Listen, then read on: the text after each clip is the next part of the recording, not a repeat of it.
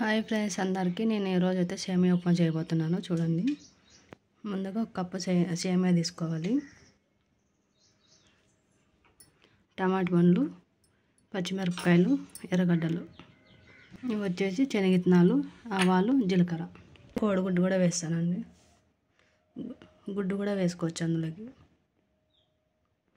ముందుగా వచ్చేసి గిన్నె పెట్టేసుకొని 2 స్పూన్ల ఆయిల్ వేసుకోవాలి దాంట్లోకి. ఇదిగోండి ఫ్రెండ్స్, శనగిత్తనాలు, ఆవాలు, జీలకర్ర వేసేసినాం ముందుగానే. ఇవి బాగా ఫ్రై అవ్వాలి. ఇదిగోండి ఫ్రెండ్స్, పచ్చిమిరపకాయలు, టమాటా పండ్లు, ఎర్రగడ్డలు, కరివేపాకు అన్నీ వేసేస్తాను. బాగా కొంచెం ఫ్రై అవ్వాలి ఇవన్నీ.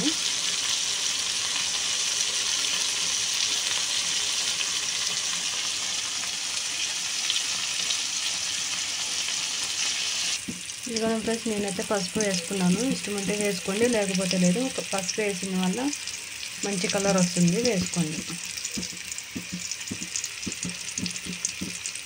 బాగా ఫ్రై అయ్యింది కదా, ఇప్పుడు అందులోకి నీళ్ళు వేసుకుందాం. ఇదిగోండి, నేను 1 కప్పు సేమియా తీసుకున్నాను. 1 కప్పుకి వచ్చేసి 2 కప్పులు నీళ్ళు పోయండి. ఇదిగోండి ఫ్రెండ్స్, మన కేసరి అయితే ఉడుకుతుంది కదా, ఉడికేటప్పుడు మనం కోడిగుడ్డు వేద్దాం అందులోకి. చూడండి ఎంత బాగా తెరులుతుందో.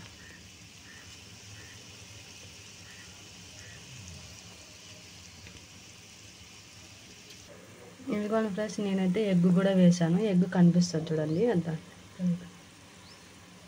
మొత్తం అంతా. ఇప్పుడు తెరలేటప్పుడు మనం సేమియా ఇందులోకి వేసేసుకున్నాం.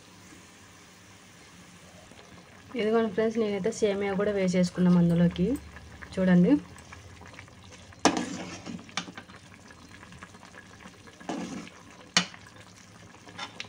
పొడి పొడి కావాలంటే తక్కువ నీళ్ళు వేసేసుకోండి. కొంచెం ముద్దగా కావాలనుకుంటే కొంచెం ఎక్కువ నీళ్ళు పోసేసుకోండి.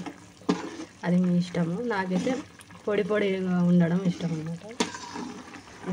ఇదంతా ఉడికిపోతే నీట్గా పొడి పొడి అయిపోతుంది సేమియా ఉప్మా అనేది. టేస్ట్ కూడా బాగుంటుంది. మీ ఇంట్లో కూడా ట్రై చేయండి. పిల్లలకైతే చాలా బాగా నచ్చుతుంది ఇది. ఇదిగోండి ఫ్రెండ్స్, మన సేమియా ఉప్మా అయితే చూడండి ఎంత బాగా ఉడుకుతుంది. ఇంకొంచెంసేపు ఉడికితే బాగా పొడి పొడి అవుతుంది అన్నమాట. చూడండి,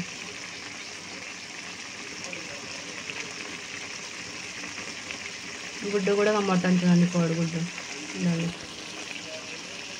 ఇదిగోండి ఫ్రెండ్స్,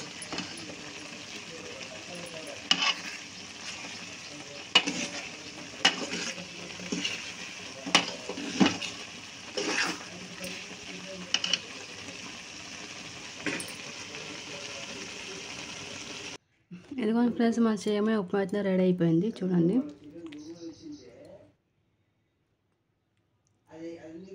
బాగుంది కదా ఫ్రెండ్స్. చూడండి. Okay friends, bye.